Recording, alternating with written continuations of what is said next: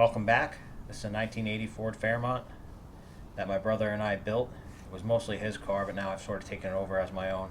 I'm getting ready for a drag race tomorrow at an old airport, so it's a no prep surface.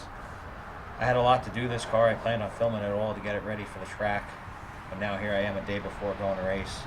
I only filmed like one or two things, so it's going to be very piecemeal, this video. I'm just going over the last few things now. I'll do a quick walk around of the car. One thing I got to do is adjust my bump box. I don't know whether or not I'll be using it tomorrow, but I want to adjust how far each bump moves the car so I could stage it correctly. And then that's really it. I just got to put a coolant overflow in it. So I'm going to do a quick overview. So this is a 4.8 liter LS. It's got a sloppy stage 2 cam. This is a VS Racing 7875 turbo. I think it's running C6 Corvette manifolds that I made a custom hot side for, 80-pound injectors, a built turbo 400 with a trans brake, protorque converter, 8.8 rear end, 4-inch aluminum drive shaft. I just put subframe connectors in it, and it's running a gold box for the ECU. Right here I have a dial boost setup that runs through my gold box, so I can kind of select how much duty cycle I use on my wastegates. It's running 2 tile wastegates. Right now, 0 is just wastegate spring. This is around 6 pounds. This is around 9. This is around 11. So I do got to change the resolution a bit to get a little bit more finite control out of it. But tomorrow it's going to be cold, probably be about 40 degrees. So I probably won't even be leaving on any boost. I don't even know if I'll be trans braking. This car's really not going to get a lot of traction. This 8.8, at the time we swapped it in the rear, we upgraded it to a 355 gear set. But the traction lock rear different in it. The clutches are shot, so I just pulled that out. I got the carrier on the bench, and we'll go through the upgrade I'm going to do. So you could see in a previous life this had a little damage, mostly cosmetic. So we did swap the ring and pinion, so the carrier's okay. These aren't that deep. Anyway, the reason I pulled it out, I saw online a lot of people said if you have a 355 gear set that this ring gear is so thick that you will not be able to swap the clutch packs without removing the ring gear from the carrier. Now, I was able to pull the S-spring out without removing the ring gear. Basically, I just kind of had to guide it out with a pair of pliers sideways as I tapped it from the back. As far as these gears go, we'll see whether or not I can get them out with the ring gear still attached. I'm hoping I can. I'd rather not remove this. So let's find out. So I already pulled the cross pin, obviously, to get the S-clip and the axles out and the C-clips. Now to get these out, you just got to spin them.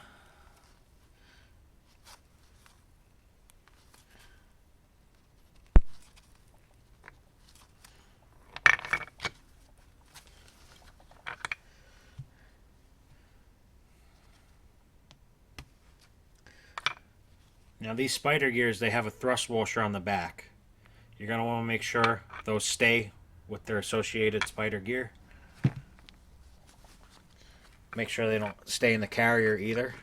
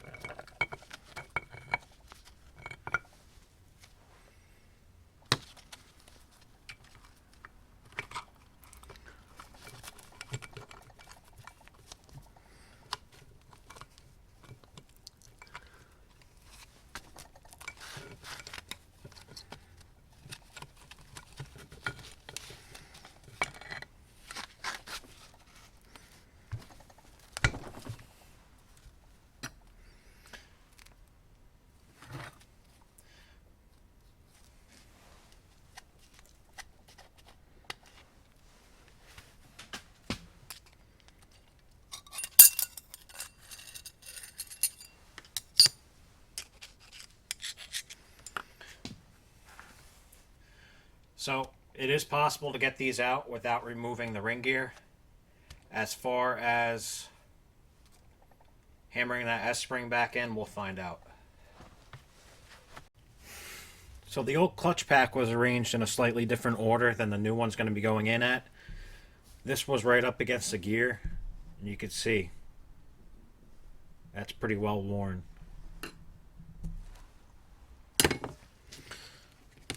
So I let these clutch packs, I'm going with a carbon fiber setup. These ones are a little bit more aggressive versus the regular Ford traction lock. These are the ones that come in like a GT 500 and stuff, from what I understand. So I soaked them in the friction modifier. The Ford friction modifier and most friction modifier smells awful. So it really stinks in here right now.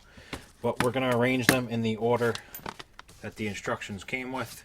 One thing I noticed, the original clutch packs, they had 2 shims, but they don't need 2 shims replaced.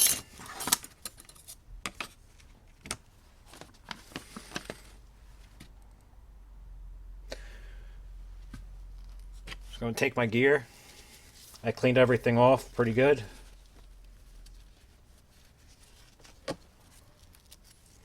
I'm going to start with the steel.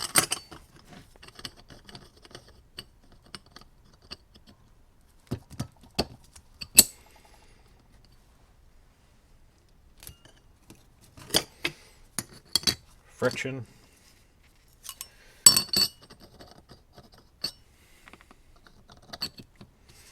Two steels. And one thing I should mention, when you buy the, I think it's the 4700C, which is the carbon packs, they come pre-measured out, so you don't have to do any measuring. The shim pack is the exact thickness it's supposed to be, and that's why they give you these shims, because they already picked the right shim for you. So we got 2 steels, another friction, another steel,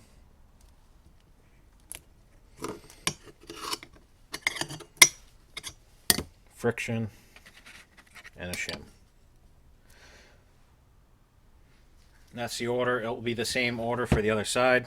So again, it's steel, friction, steel, steel, friction, steel, friction, shim. And that's going to get loaded right into the carrier like that. There are different ways to do this. As far as what side these 2 steels go on, they can go, you know, on one way or another. The thing that's important is that the thickness matches up and you follow one of the specified orders. One thing to keep in mind if you're cleaning up your carrier, make sure you don't get rid of your marks with the brake parts cleaner or whatever you're using.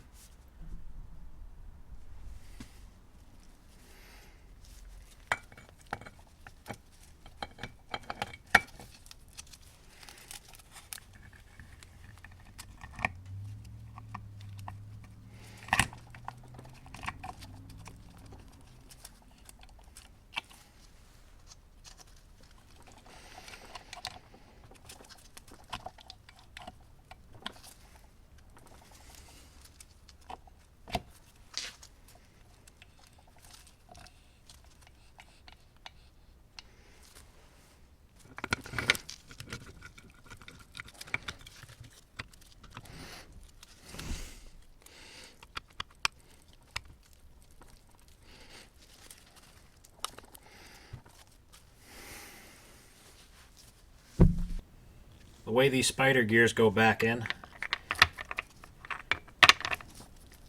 just got to get them opposite of each other. Make sure the thrust washers are on them.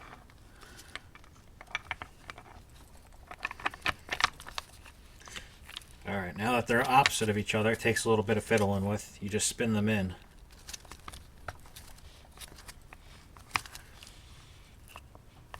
Alright. You got to make sure they're on the right teeth by making sure they're lined up with that through shaft hole. So that's it. Now I just got to install the S-spring. Putting the S-spring back in, I find the best way to do it is to clamp it with a pair of needle nose vice grips. And you can line it up pretty well and just hammer it to get it started, and once it's started you can release these. A lot of people will complain that you're going to be scratching these spider gears. That clip is only going to ride on the face of these spider gears right here. And that has nothing to do with load bearing, this top face here. It's just cut for clearance. So you could scratch this to hell, it's really not going to matter.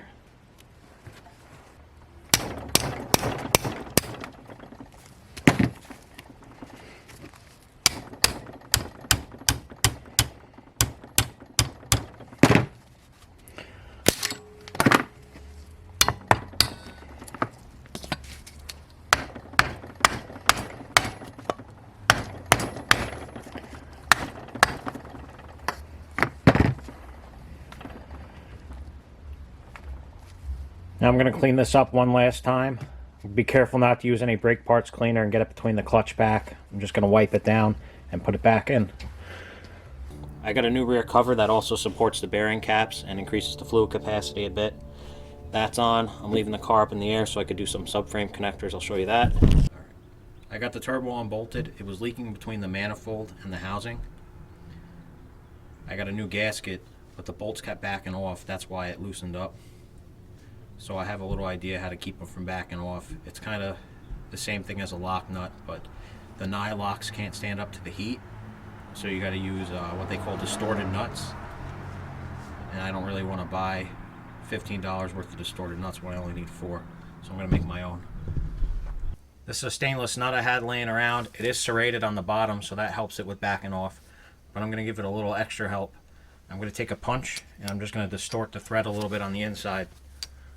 At the top of the nut, not the bottom. I want to be able to thread the bolt in a little bit and then have it meet some resistance.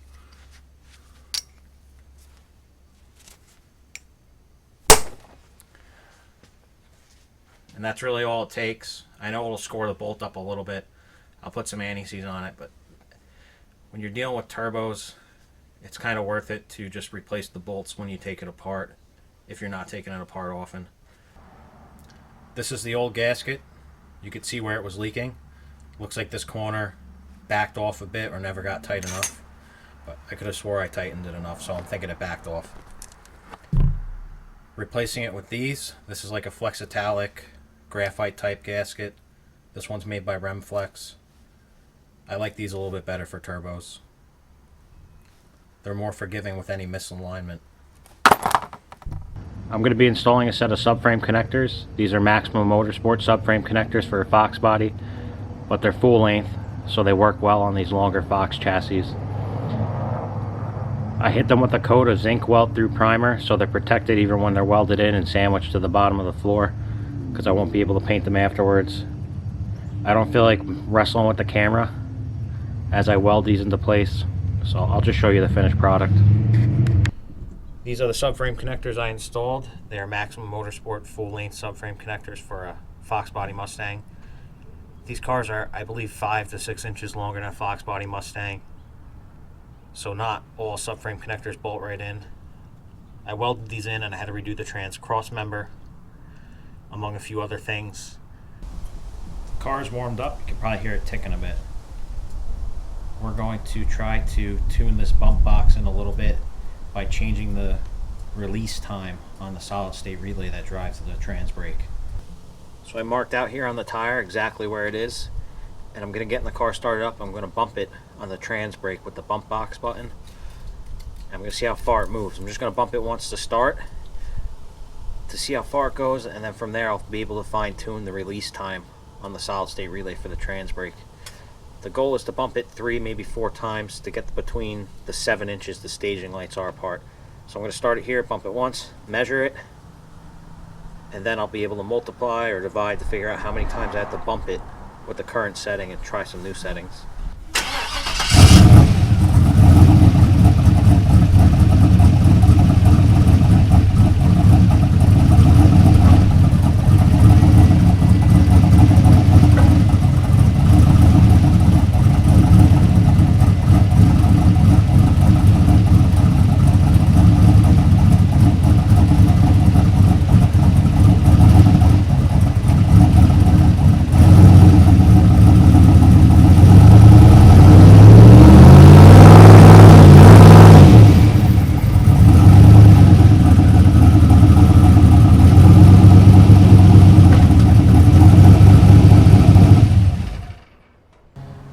this tape didn't really work out like I planned. This one on the tire is kind of useless. I just got to go by the center line of the tire, but it looks like it moved maybe 4 inches. I'm going to grab my measuring tape.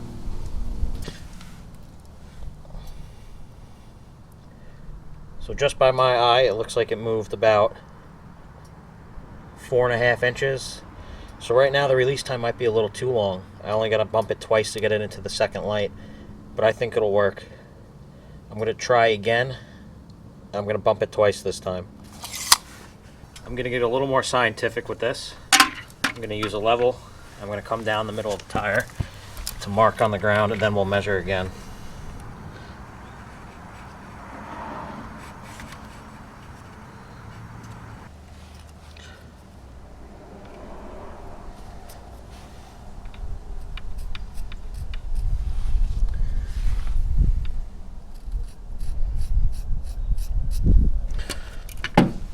That's the center of the tire.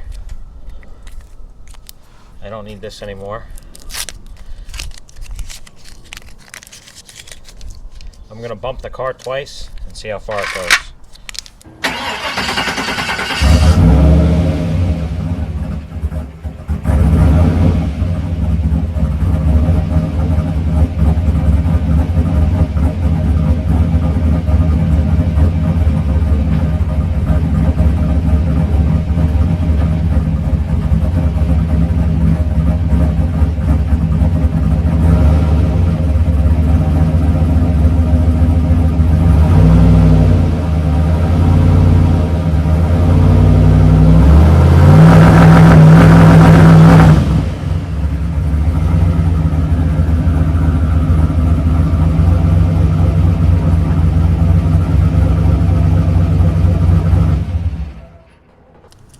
So I'm going to put the level on the tire again, see where it lands. I'm just going to mark it on the concrete with a Sharpie.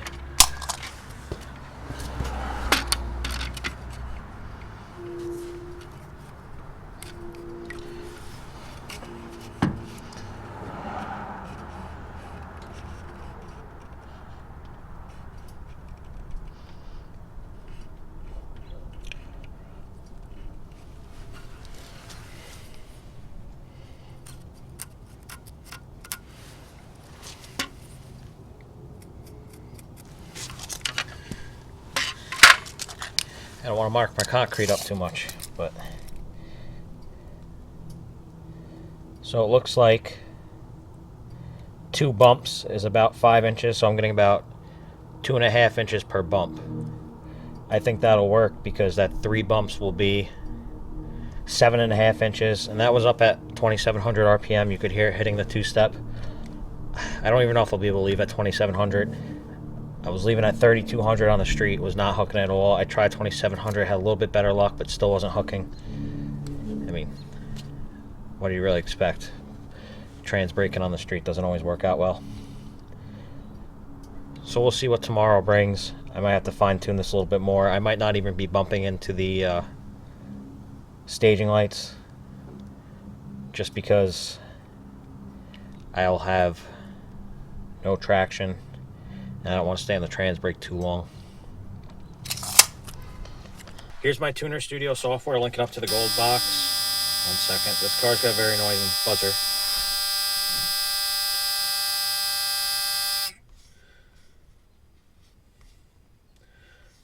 So I have shortcuts enabled on here. If I go to my launch settings, you can see my trans brake button, right on top of the shifter. I hold that. That's for my datalog input. You can reconfigure whatever input you want on these gold boxes, which is really nice. My release time for my solid state bump box is at 0.05 seconds. So if I want this to go a little bit further, I change that time. If I'm content where it's at, which I think I am for now, I leave it at 0.05. So I'm going to run with that tomorrow and see what happens. Hopefully I don't red light myself. Unfortunately, I did not get much footage from the race day. It was just pretty busy for me. However, I did manage to film one run, and you're looking at a picture somebody managed to snag. The event was pretty poorly organized. We were promised a third mile roll race, quarter mile, and an eighth of a mile. I was really only interested in the quarter mile. We only got the quarter mile, so I was happy about that. Fortunately, since it was only the quarter mile, everyone who showed up to roll race, they quarter mile too, so there was a long wait. I managed to get 3 runs in. 2 of them were in the 13s. I missed a shift on one of them. I went right from first to third, so that wasn't a very good run. My good run was a 12.6.4, I think. I managed to get that on tape with my cell phone and the Draggy app. I have a Draggy GPS module, which is fairly accurate, so I'll show you the footage from that. And we'll also go over the data log. I'll show you the run, we'll go over the data log, and then I'll show you the run again. Before I roll into this footage, I'll just make mention of, I wasn't really aiming to leave at the green light necessarily. And if you see the Christmas tree lights on the Draggy app, those are just overlaid after the fact. But as far as the real tree, I left a little bit after the green. It would have been nice to leave on the green, but I'm still just going through my routine and trying to make sure I build a little bit of boost before I leave. I mean, I spun the whole way anyway, so I don't even know why I'm trying to build boost, but just as if I was at a real track, I want to go through the motions. So I leave a little bit late. Regardless, that Tesla probably still would have smoked me.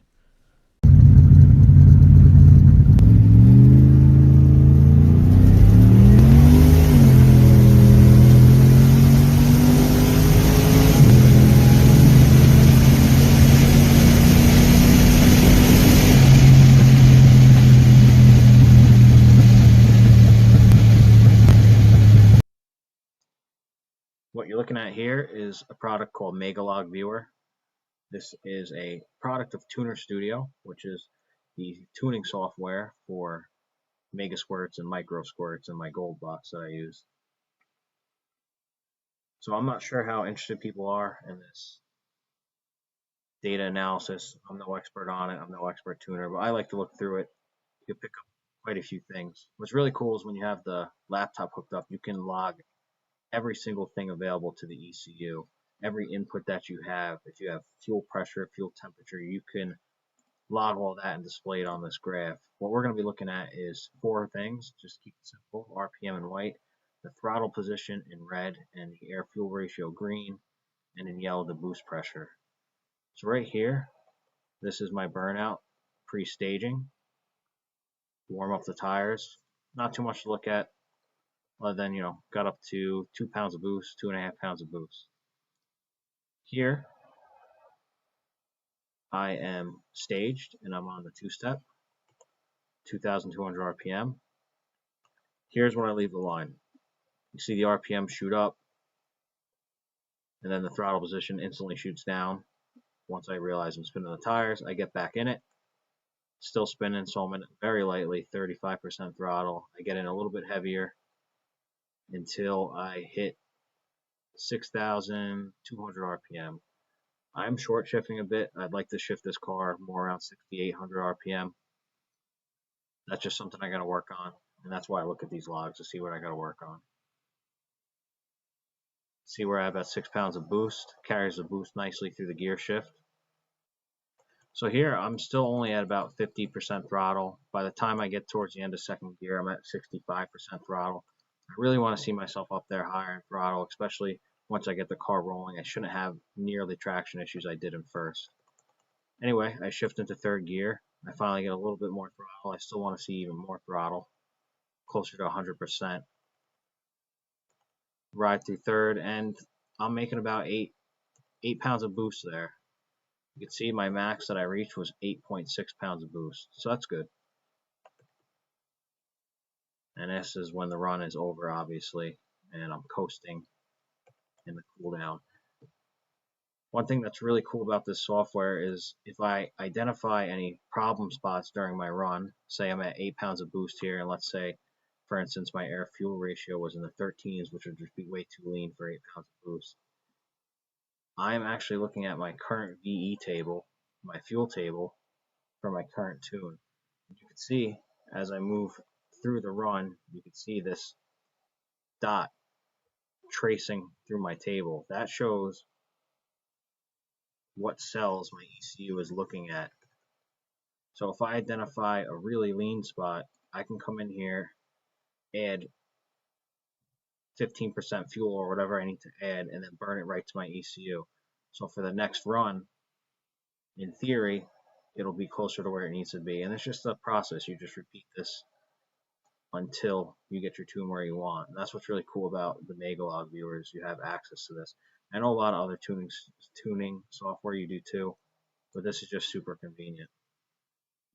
That being said, running a 118 track speed at 12.6 is decent. It points to the fact I am having traction issues, but the car does have a good amount of power on 8 pounds of boost to push that car to 12.6. So I'm happy. And my next video of this car, at least, I will be doing a few upgrades. I want to implement the traction control scheme, work on the suspension, among a few other things. So stay tuned for that. And to finish out this video, I'll just show you that run one more time. Thanks for watching.